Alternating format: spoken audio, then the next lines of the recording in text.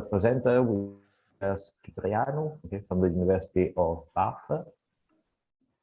Please, you can start. Thanks very long, so it is better that you read it by yourself. Okay, you can hear me okay? Yeah. Yes, we can hear from online perfectly. So thanks for the invite. Actually, I just noticed the organizers are out of the room at the moment, so there's nobody to. Oh, there, thank you.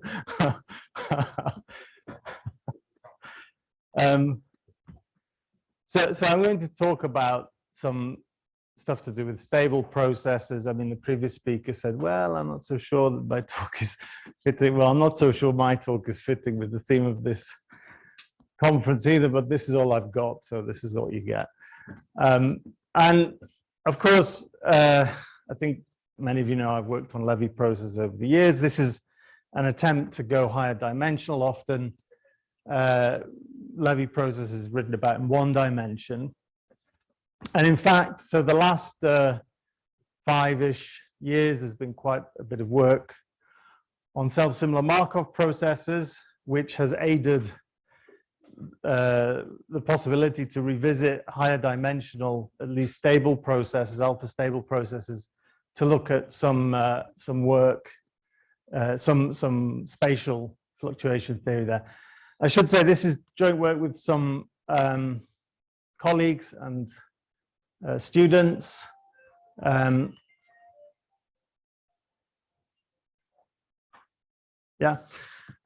this is an interesting collection of people. So this was all done online, some of this work, and it turns out that there's only 1 hour in the day that you can Zoom with somebody in Mongolia, Mexico, and Wroclaw at the same time. It's 1 o'clock UK time. So also, because I have 2 children at university now, so this is just to let you know there's a new book out this month. So please buy it on behalf of my children. Please buy the book. Buy one for your parents, whatever, you can gift it. As many copies as you can afford. But a lot of what I'm going to tell you. It's also 25% discount in the Cambridge University Press. So don't buy it there, because I'd rather have the full commission, if it's all right with you. So a lot of what I'm going to tell you is in this is in here, or parts of it are in here. So I have this emergency slide to start with, but actually I don't think I need to waste your time telling you what a Levy process is. I think you all know. The only thing I want to mention is that I'm in higher dimension here.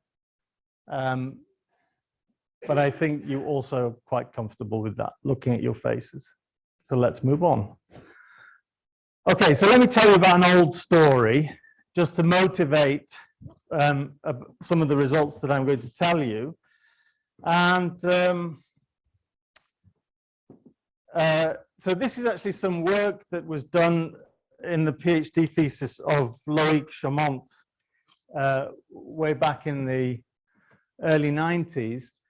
So this is the story of a one-dimensional Levy process. So I promised you I'd tell you about higher dimensional, but let me just start with one-dimensional to motivate.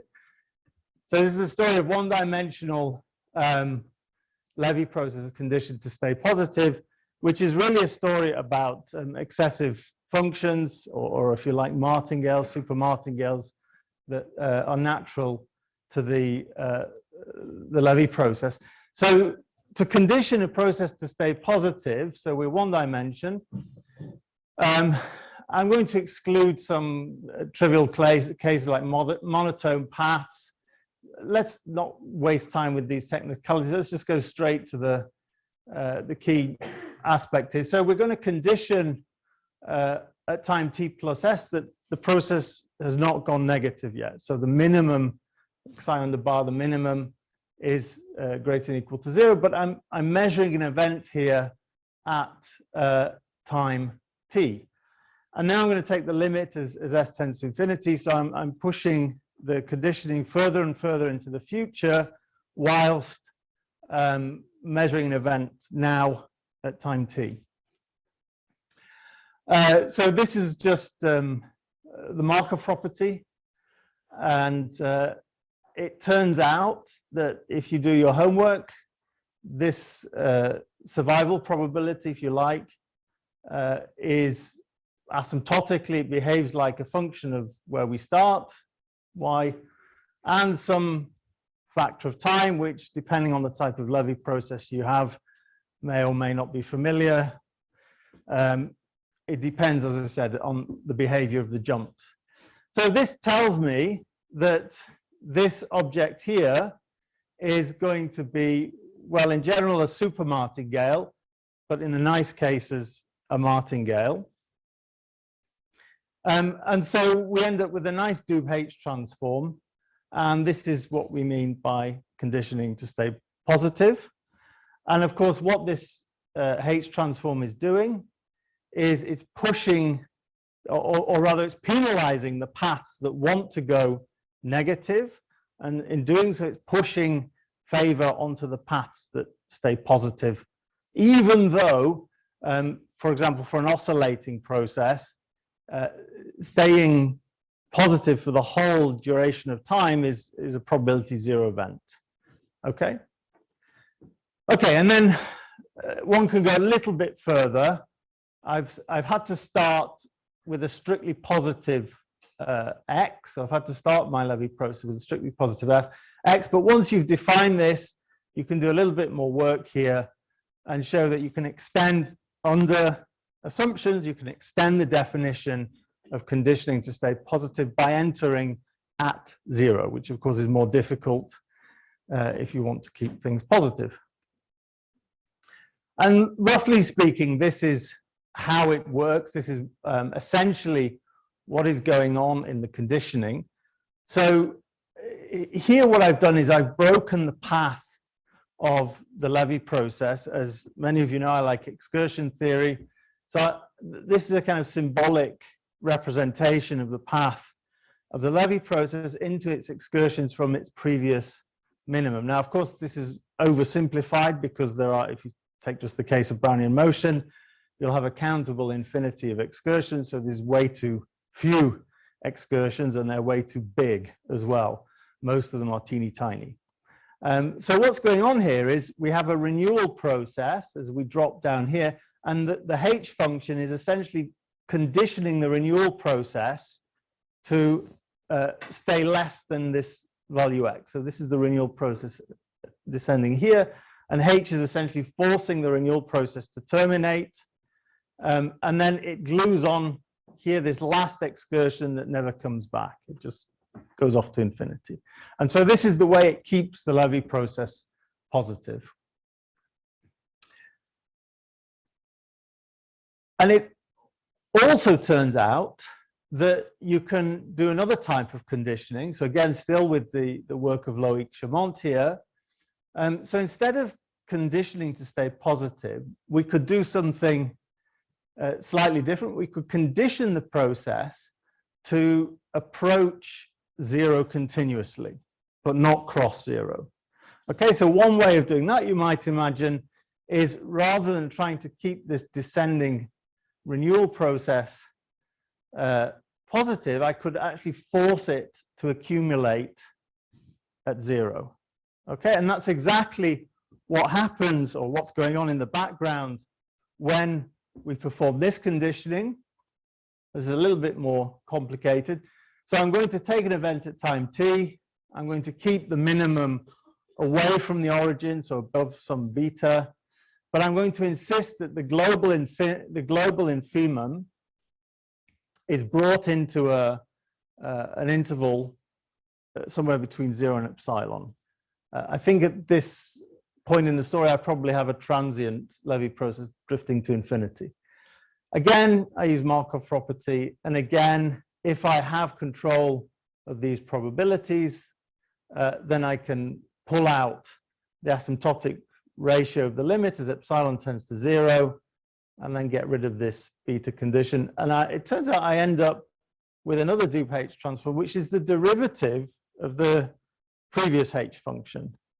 Okay, so in fact, this H function, the up arrow one, is the potential measure of this descent. I mean, this renewal process is, you know, I'm lying to you by drawing this picture. It's actually has infinite activity.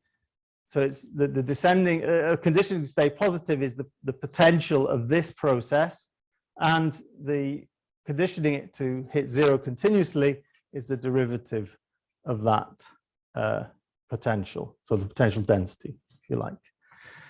And again, this thing is, well, it's not a martingale this time, it's a super martingale. That's because we end up with a killed process. So if I drag this, if I'm forced this down to hit zero, then of course I end up with a sub-Markov process.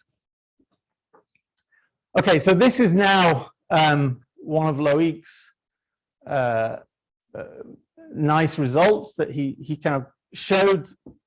For those of you who remember Williams' path decomposition, which is a bit old now, essentially he showed an extension of that result, which is take your Levy process and condition it to stay positive.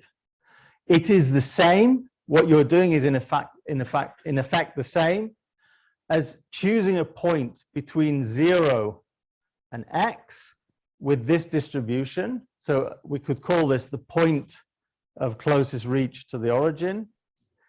Then condition this early part of the path to continuously approach that point. So it's almost like I'm putting a new origin here and then conditioning to approach continuously that point.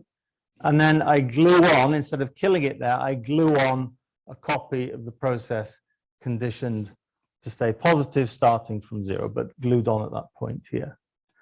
Okay, so for those of you who remember Williams' path decomposition, it was something like a Bessel 3 process. Starting from x, you choose a uniform point between here and here because h up arrow is x in that case, and you run a Brownian motion until it hits that point, and then you glue on a Bessel starting from 0, glued on at that point there. So it's exactly the same principle. Okay, so that was my warm-up story, because I'm going to show you something similar in higher dimensions. Right, now let's talk about stable processes, so specifically in dimension 2 or more, and isotropic. Okay. So I think most of you know the Levy-Hinchon exponent has this rather simple form, mod theta to the alpha, and the Levy measure, I mean, it's constant, but fundamentally it's you jump to you make a vector jump to y with intensity 1 over modulus of y to the alpha plus d. Okay, now I drew some pictures of stable processes just to help you imagine what comes after. So this is a two-dimensional sample path with a unbounded variation path and a two-dimensional sample path with a bounded variation. Actually, it's pretty difficult to simulate these things because, of course, you're restricted by the number of pixels on the computer screen. But what, kind of bearing these paths in mind, thinking about these paths, so suppose I take this two-dimensional path and I put a circle here. Or more generally, if this was in higher dimensions, I put a sphere here. And let's, for the sake of argument, say it's a sphere of unit radius. So I want to understand, how can I condition a d-dimensional isotropic stable process not just to hit the sphere continuously, but to hit a specific patch on the, let's say, an open set with positive surface measure on the sphere, on the, so to hit Britain or whatever, somewhere on the world. So how are we going to do this? So a lot of, you saw the title of the book had something called Lamperti transformations in it. So I realized, just as I was getting up to give you this talk, that nowhere in these slides is the Lamperti transform. But fundamentally, everything I'm going to tell you is driven by this Lamperti transform, which I'll write on the board for you shortly. So one of the ways we can do this is, so thinking about how we conditioned our stable process to continuously approach the origin, one way I could do this is to try and learn what the distribution of the point of closest reach to the origin is. Now, here I'm defining a time. It's not a stopping time, but it's a random time, which is when the radius of our isotropic stable process reaches the smallest radial distance it will make to the origin. Okay, so moving around in space, I should mention in higher dimensions, isotropic stable processes are transient. I'm going to draw continuous paths just for the sake of, so these things will drift off in radius to infinity with time, but there is always a point where I'm closest to the origin. Okay, so the time at which that happens is my g infinity there, and the position at which that happens I'm calling the point of closest reach. Okay, so bear in mind, this is more than just a radial distance. It's a radial distance and a direction as well, if we describe things in spherical polars.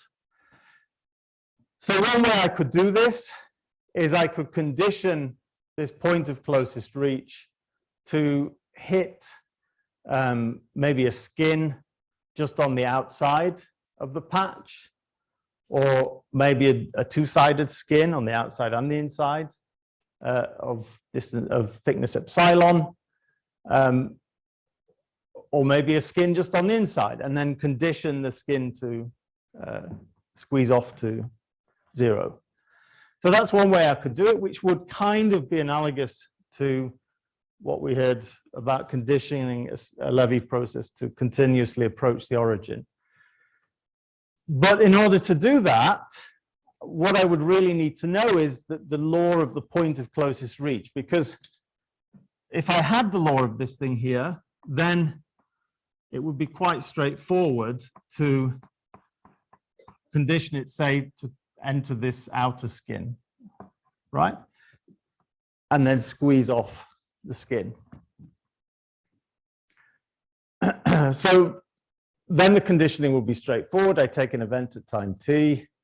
Let's just momentarily keep the process outside of the ball, and then condition over the global path, the point of closest reach to it. I'm going to work with this outer skin here, A epsilon. I'll come back to B epsilon later. And condition this to the point of closest reach. So of course the path would continue on beyond that point to enter this, to be in this skin somewhere. And I said below here, there's several other ways of conditioning, but that's what I'm going to choose to work with. And you can easily see that I can use the Markov property again by conditioning at what's happened at time t. And so really I will end up being concerned with the asymptotic ratio in the conditioning of an object like that when I condition at time t. And how does that behave as epsilon tends to 0? And that would give me my Dubh transform potentially. But I need to know the law of the point of the closest reach. Okay, so this is where the Lamperti transform comes into play. So let me tell you what that's about. So a stable process is a self-similar Markov process in the sense that for all positive constants, I can scale in space and in time as a process. When I start it from x, then this thing is equal in law to itself again, but starting instead of from x from cx. So this is what a stable does, but this is also what I can use for as a definition for a self-similar Markov process. So it's a bigger class than just stables, but it does include the stables. Now, for all self-similar Markov processes, the Lamperti transform tells me that I can write every self-similar Markov process in this way. So it's going to take me just a minute to describe this. So this is a time change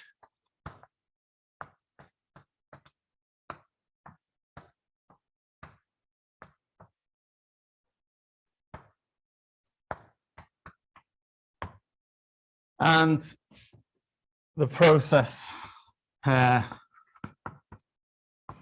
This belongs to, so it's basically the polar decomposition, a spherical polar decomposition. All right, so this is my radius, and this is my angular part here. And the pair sine theta together, these are what I would call a Markov additive. I'll put in brackets Levy process. So what that means is that conditional on what theta is doing, psi has conditional stationary and independent increments. Okay, so it's almost the property of a Levy process. So again, let's just take a look back. So we've got, clearly we've got our radius from this part and the argument in the spherical polar sense of xt. And this is almost a Levy process, but not quite. I need, I'm tempted to say a Markov modulated Levy process. It's not quite that, but you could, if you like, call it a Markov modulated Levy process. But essentially, I have a spherical process and then a radial process. And then on top of all that, I put a time change. Now, the time change is not that much of a concern because if you think what I'm telling you about, it's all about where the process goes, not when it does that, but where it does that. So I can kind of forget this time change. And when I'm looking at a point of closest reach, what I'm really interested in is the minimum of this psi. Okay, so momentarily, let's forget this thing and just pretend this is a Levy process. So the point of closest reach will be precisely where this attains its minimum. Of course, I would need to know where theta is at that time, but certainly when this attains its minimum, that's where it's at its point of closest reach. And then conditioning that point of closest reach to be somewhere, anywhere, we'll deal with the patch later, but somewhere, anywhere on this sphere would be in effect like conditioning this thing to continuously approach 0, right? The minimum of this to continuously approach 0, just as we did in Loïc's case, in Chamont's case. So there is a way now to bring back in the argument so that it's moving around in an angular sense as well as in a radial sense. And just like in the Levy setting, I can build a radial excursion theory now. So by studying this pair here, I can look at how, and again, my excursions are badly drawn because they look like random walks, which of course they're not, but this is for illustrative purposes. So I start here and then I make an excursion until I pass to a new radial infimum. And this is what I treat as an excursion. Again, I make another excursion until I drop to a new radial infimum, and so on and so on and so on. So by decomposing them, and again, most of these excursions are arbitrarily small, okay, and there's infinite activity as well. So this is, again, just for illustrative purposes. So finding out where the point of closest reach is again, really a decomposition over a last excursion. So I go down to the point of closest reach, and then I go off to infinity with an infinite excursion. And I'm not going to go into the details. It all boils down to this thing here. But this is a new result where we could find out precisely where the point of closest reach is. So you get a very pretty and explicit formula. So now I can condition on that point of closest reach entering into a patch. In fact, when I force the point of closest reach into this patch, so I'm just integrating that density over the patch in effect, and then as I take epsilon to 0, I can see precisely, it's not difficult to see that it scales precisely like epsilon to the alpha minus d. So as I said, we condition on the point of closest reach entering the patch. I perform the Markov property at time t.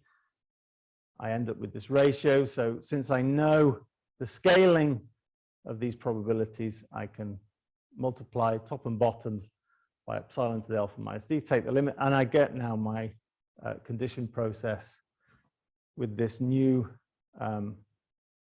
superharmonic function or excessive function. Okay, and actually, if the patch is just a single point on the sphere, then really what I'm doing is I'm conditioning to hit an individual point. And I should also say that being a sphere, a unit sphere is not important. I could make it a sphere of any dimension. I mean, I can just scale the whole path. It doesn't really matter. Okay, so this is a new super martingale function that we haven't seen before. And also one can calculate where on the patch. So PS is when I condition to hit the patch, and we can work out where on the patch it goes. So given that I hit the patch, the point of closest reach gets continuously to the patch. Where does it go? So this is the probability it lands in an S prime embedded within S. So here's S, and I take a smaller S prime, so we can work out precisely what that distribution is. So we get a kind of, actually this is not quite the right description of the analog of the Williams type decomposition. So what's really going on here is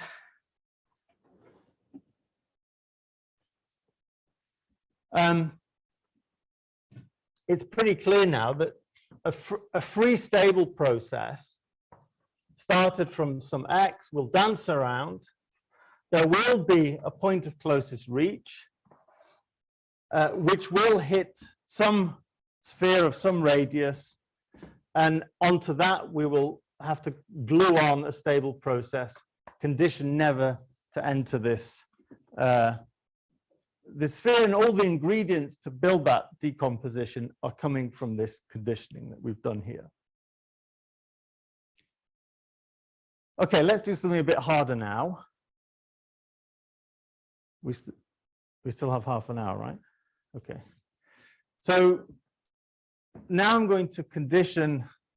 You probably noticed that I kept the process outside of the sphere until it hit the patch, right? So it approached the patch continuously from the outside. What about now if I allow it to approach the patch continuously from either side? So I allow it to come inside and outside of the sphere. And I try now to condition on continuously approaching the patch in that sense. Okay, so now I am going to make use of the inner and outer skin for that. So again, my way of conditioning would be to condition the path to enter the two-sided skin and then to pinch off the skin, applying the Markov property, as we've seen now 2 or 3 times. So this would require me to know what is the asymptotic behavior of the probability that I hit this two-sided skin on my patch. Okay, so I'll show you what comes out at the end. So it turns out you can do this. It turns out that the superharmonic function is of this form here. It's a different one to previously. Okay, so starting from x as a function of, that's rather unfortunate, there's an x here, but a different x here. So that, imagine that's an x prime there, and the x goes in there. So this is the function of xt here. And again, we can work out where on the patch, under the conditioning it approaches, where in the patch it will approach. So this is the theorem we need to undertake the conditioning. We need to know how the probability that I hit this patch from either side scales as I take the skin to 0. And it scales in this case as epsilon to the alpha minus 1. And actually, this only makes sense when alpha is between 0 and 1 inclusive, because somebody was nodding there, so you know the story. So when alpha is bigger than 1, d-dimensional stable processes will actually hit the sphere embedded in d dimensions. Okay, so to avoid that happening, that's for alpha bigger than 1. So to avoid that happening and to make the whole story interesting, because we want to be conditioning on a 0 event, a 0 probability event, we need to insist that alpha is between 0 and 1 inclusive. The scaling at 1, so that's the Cauchy case, is a little bit more delicate. Okay, but nonetheless, we get the exact scaling limit. This function hs, remember, was this object here. Okay, so let me tell you how this is done, because this is quite different. This is more appealing to perhaps the potential analysts in the room. So the first thing I'm going to tell you is that isotropic stable processes, so as free processes, their occupation density is precisely mod y. So occupation in a dy is precisely mod y to the alpha minus d. Okay, so that's the expected time that I spend in a little dy. I should put a dy here, I should say. Mod y to the alpha minus d dy. All right, so that's the occupation density, and that's going to be useful to us in a minute.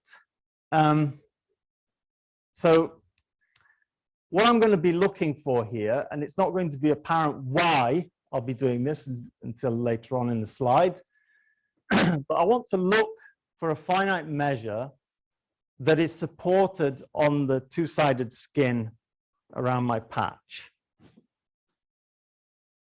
And I want it to be absolutely continuous. And this is, my apologies, this should be the Lebesgue measure on the surface of the sphere. And I would like my choice of mu epsilon with its density m, I would like this to be 0 outside of the patch. And if that's the case, then because what I'm doing here, this density here, remember, is an occupation density, this mod x minus y to the alpha minus d, is an occupation density. Because this m epsilon is only charged inside the patch, if I do a little bit of Fabini, so if I put this thing in place of that, do a little bit of Fabini, and then I'm only going to start accumulating mass in my occupation until I first hit the patch, the extended patch, because of this density here being 0 outside of the patch. I will end up with this expectation here. And then by applying the Markov property at the first time I hit the patch, Once I hit the patch, and of course I'm repeating what I've already done, but just starting from the place I hit the patch, if I hit the patch. Okay, so I get this recursion relation if I've got all these nice properties for my chosen measure mu epsilon. Now, if I've got all that,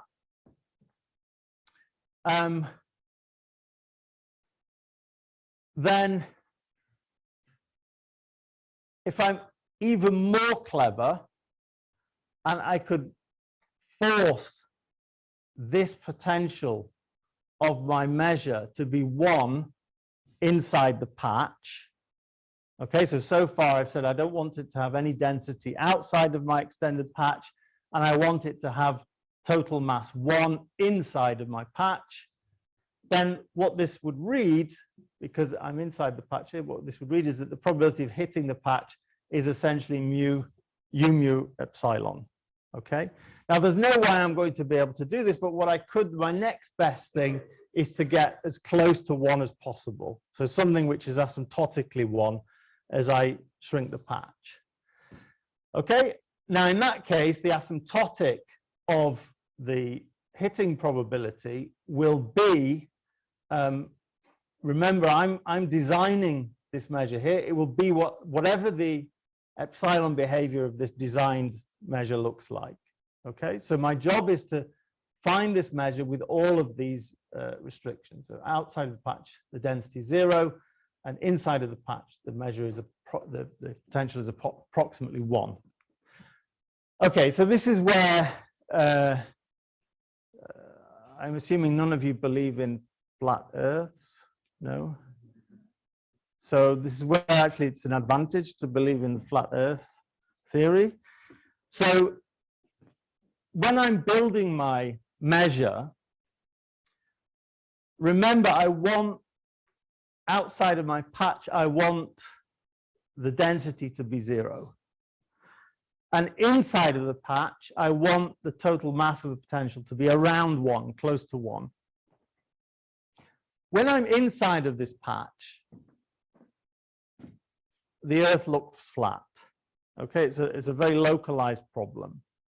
So I don't really care about the global curvature of the sphere, because locally what I see is something that's flat.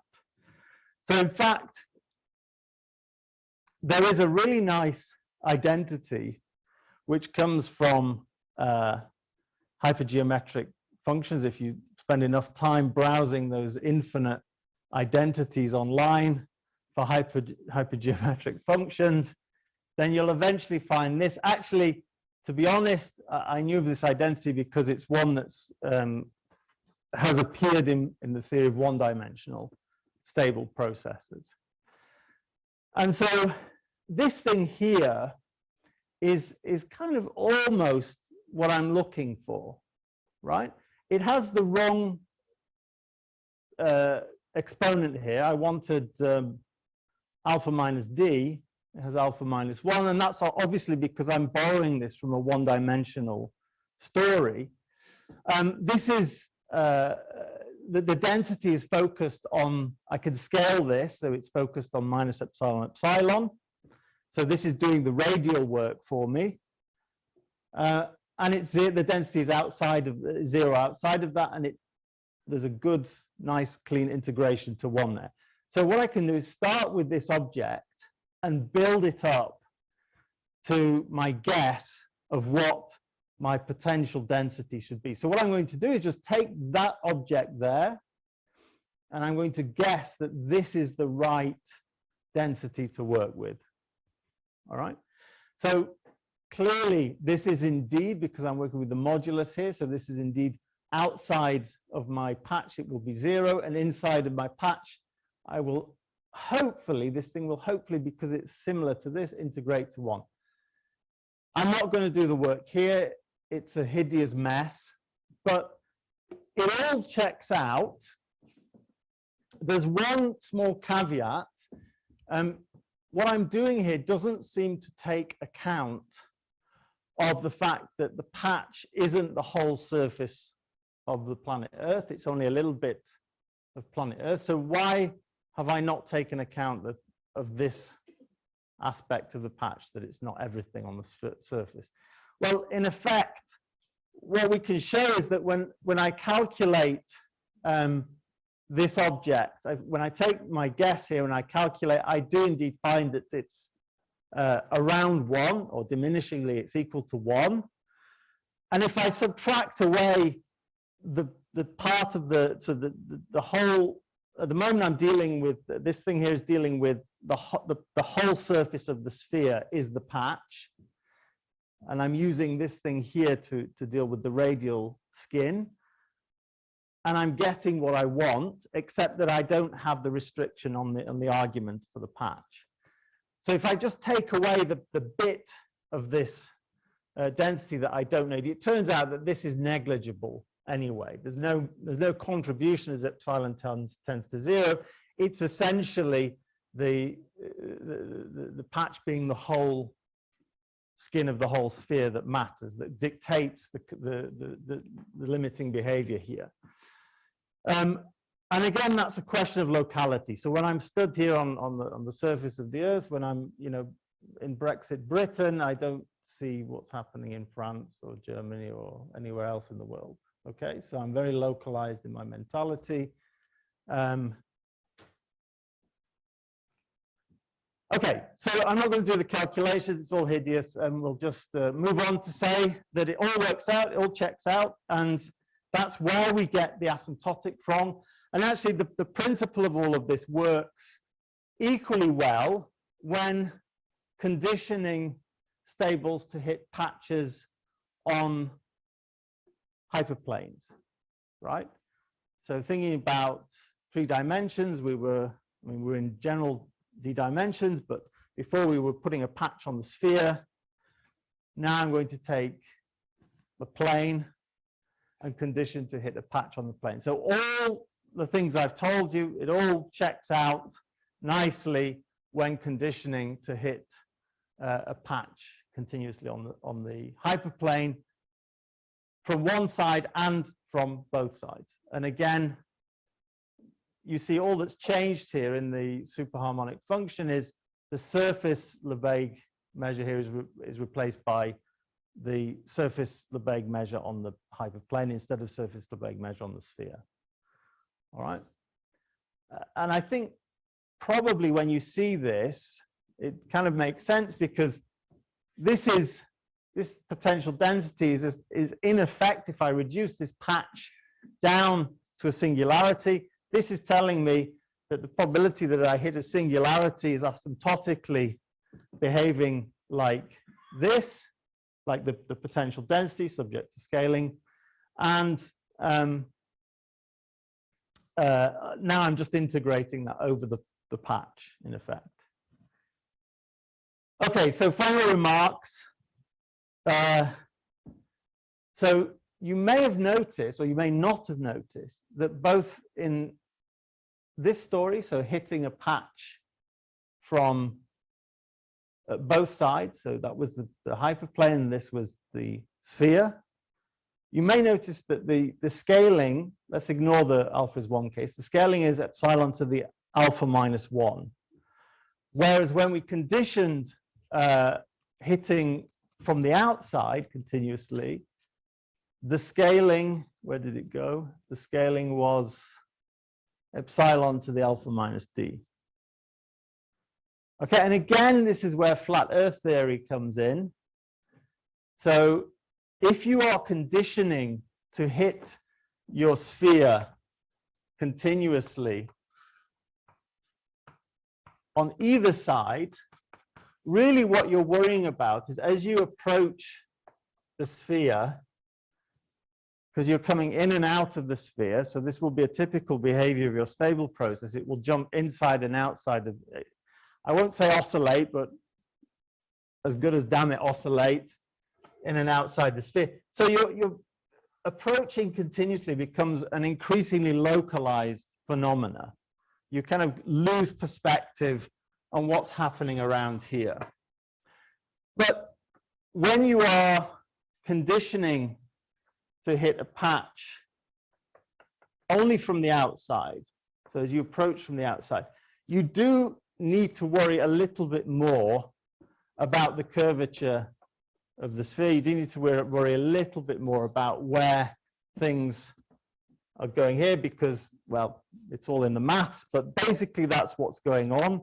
The two-sided approach allows you to focus in on the patch very locally, but the one-sided approach means you need to take account of your angular behavior a little more carefully. And that's why you get the difference between epsilon to the alpha minus d, because you're worried about the angular behavior here, whereas alpha minus 1, because fundamentally you're not worried about angular behavior here. And I think that's all I've got to tell you.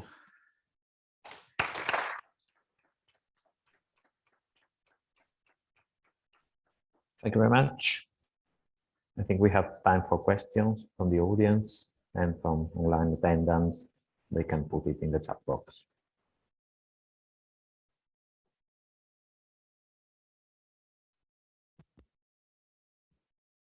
Well, thank you. A very nice story. I just wanted to ask, you keep saying about sphere. Is it really sphere? Can I take a cube, say, or something else very nice, or ellipsoid or something like that? Will you get the same thing?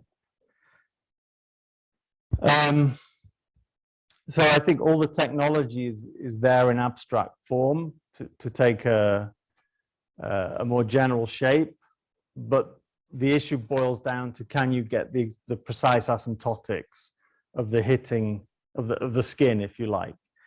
Actually, I'll give you a cheap answer for the square. So clearly, if I take a square and I decide that's my patch, then that's the same as a hyperplane. So yes is the answer. But if I really wanted to use all of the, the shape of the square, so maybe try to hit this corner, I think that would be a bit more tricky. You could probably do it for regular shapes by patching together. If you had a nice polytope of some kind, you could break this up into linear components and essentially treat it like hitting bits of the hyperplane. So probably with polytopes you could do it. And then maybe some kind of limiting procedure, you could approximate a general well-behaved object. I hadn't thought about it, but yeah, it's a good question.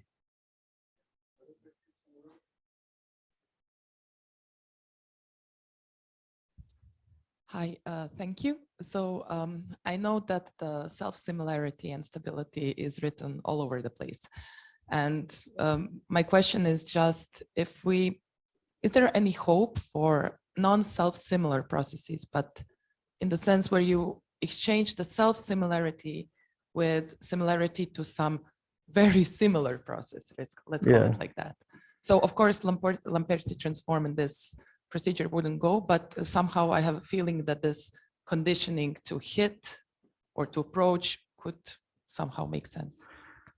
Yes, again, it's kind of the same answer. So in the abstract sense, I mean, you know this better than I do, there's quite a big machinery from potential analysis, which you could start to write some of these arguments down. The question would become, so if you take this two-sided story, so my requirements that I need to guess in effect. So there's everything I've told you on this slide is perfectly adequate for a general, a nice Markov process. So my requirements that I'm 0 outside of the patch and approximately 1 inside of the patch, that basically would be the challenge for another Markov process. It's also the answer to your question as well. You would need some angle on that. And you can see that I've cheated in a way. I've used, I've used a heuristic to go and look for a guess and verify solution. But that doesn't mean that you may know things about other Markov processes where you have some kind of relationship with special functions that perhaps you could guess and again guess and verify. So in principle, yes. In practice, I'm heavily taking advantage of a huge machinery which has a long culture of all this theory of Levy processes, the Lamperti transformation that we know a lot about. There's a lot of Wiener hot factorization hidden in the background here that I haven't mentioned at all. So, but that's not to say that it's not there for you to find. So I wouldn't discourage it, let's put it this way.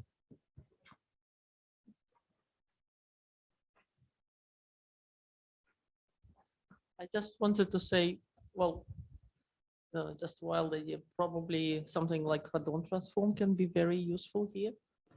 Or something radon transform. Radon transform. Radon transform, Yeah.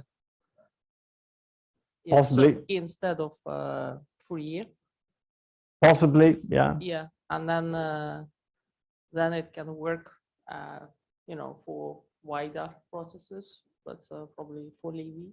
Yes, possibly. Yeah, I mean, there's as I said, I think there's elements of this you can replicate up to a certain point, but you're going to have to get your hands dirty with some specific identities at some point. Yeah. I think there's a question here, but it's a very short one. Back to the previous. So that alpha is just a scaling exponent of this.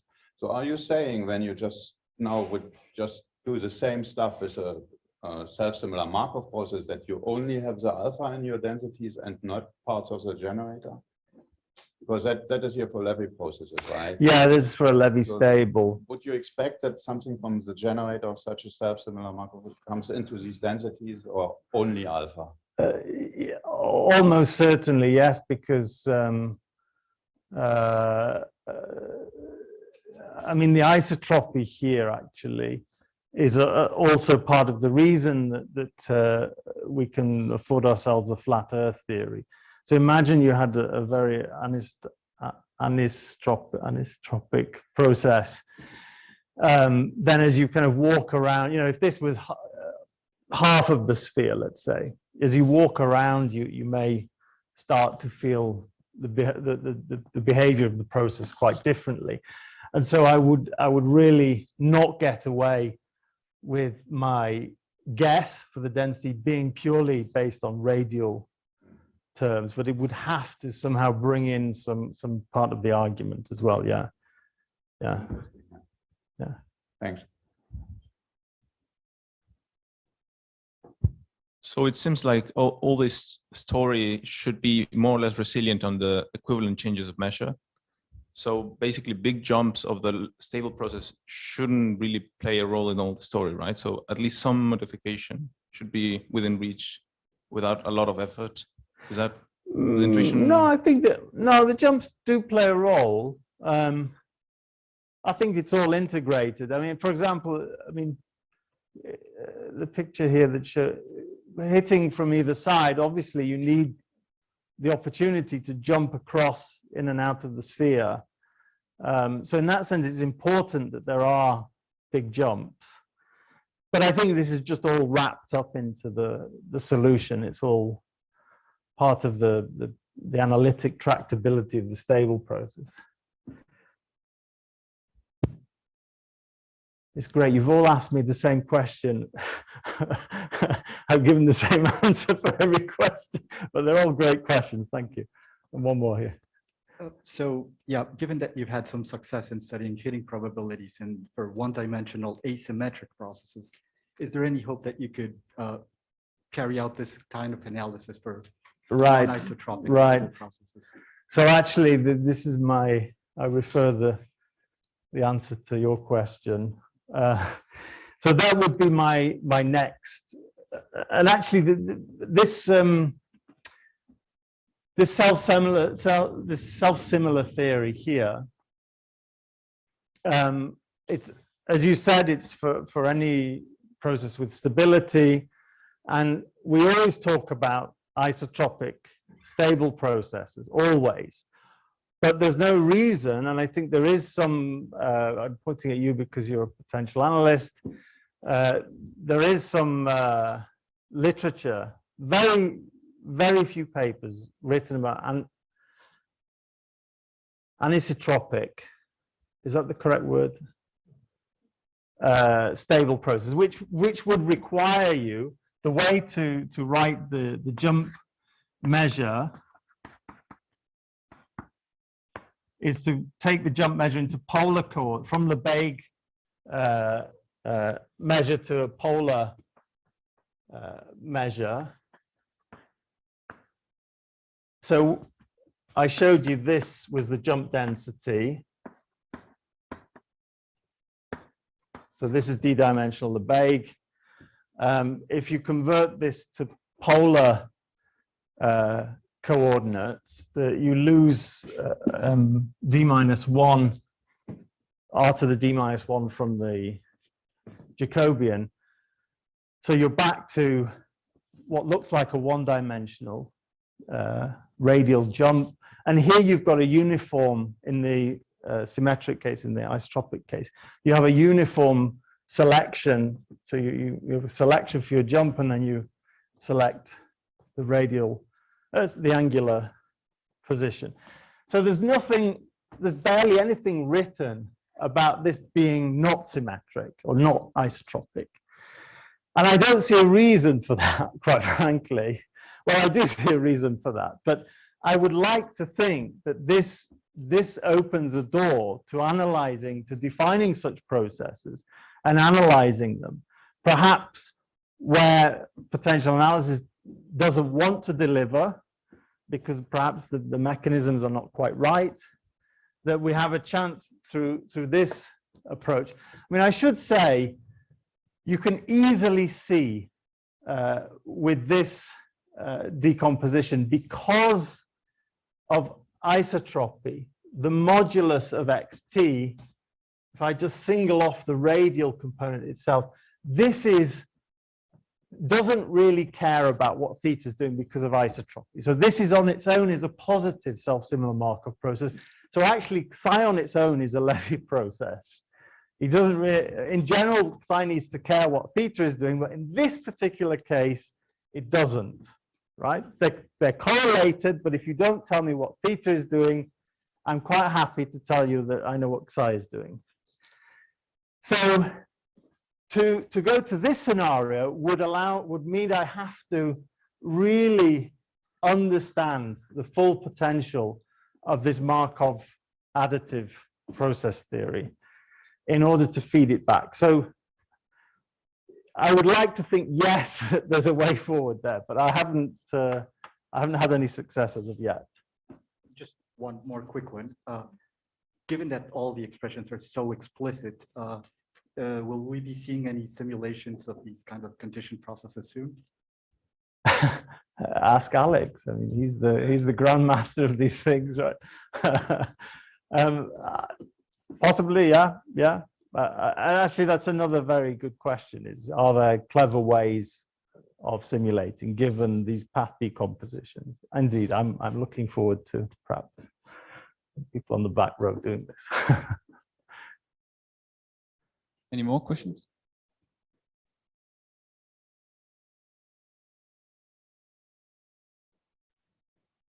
Anyone online? No, there are no questions in the chat box. Okay. I think we can have a break now.